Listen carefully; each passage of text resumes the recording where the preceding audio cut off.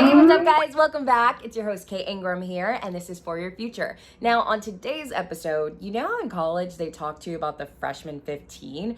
Well, I've sort of been struggling with a pandemic 20 of my own, if you catch my drift. So I hit up my friend Kenny Garcia from the Bronx, who's going to give us some tips on how you can work out from home and stay fit during a pandemic. Let's check it out. Now, Kenny, me and you, we go way back, right? I used to go to your in-person classes. We would do in-person trainings at a physical gym, but now it's completely different. If you want to start working out at home, where does someone start? Right. So I'll tell you how I started. I started on YouTube and just searching, at home workouts or yoga flows, or if you know a cool trainer like me or anybody else, definitely you want to tap into your network. You just want to see what are your friends doing or is working out even on their minds, and then because it's you can't really, when it comes to movement, there's so many different ways you can do it. I wouldn't put it in any one box. Speaking of, right, because I've actually seen a few people like in my neighborhood using, like scaffolding to do bench presses or like the bars that are used to like hold up the city bikes. They're out here like still getting their workouts on. And, I'm curious from your perspective, like in a pandemic where health is, such a serious topic right now, how can folks have that balance between, staying safe while working out and working out, right?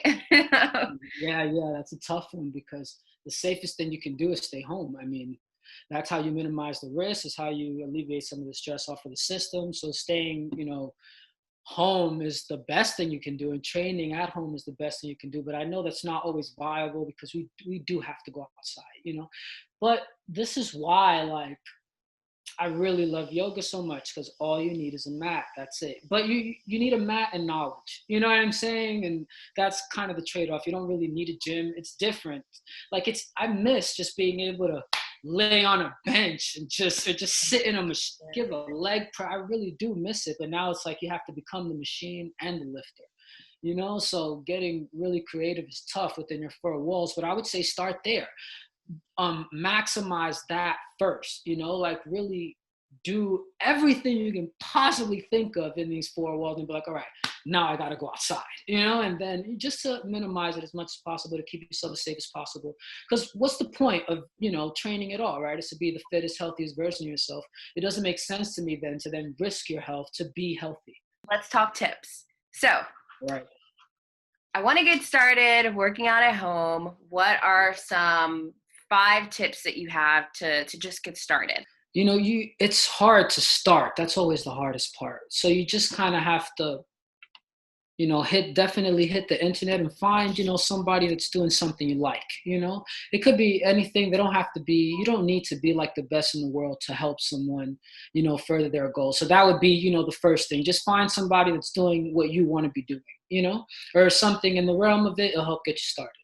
The second would be to just think about things that you could do immediately that could help those efforts. Like things simple, like drinking more water is something, how often, I definitely, like when I first started, it wasn't something that I thought about, I didn't think about, oh my God, if I just drank more water, I bet things would get a lot easier. You know what I mean? Or I bet if I just minimize the fried foods, things would get a little easier. If I just stopped eating meat, I all of a sudden, I'm always trying to think about how I can be better. And there's little things you can do that a lot of people don't really think about.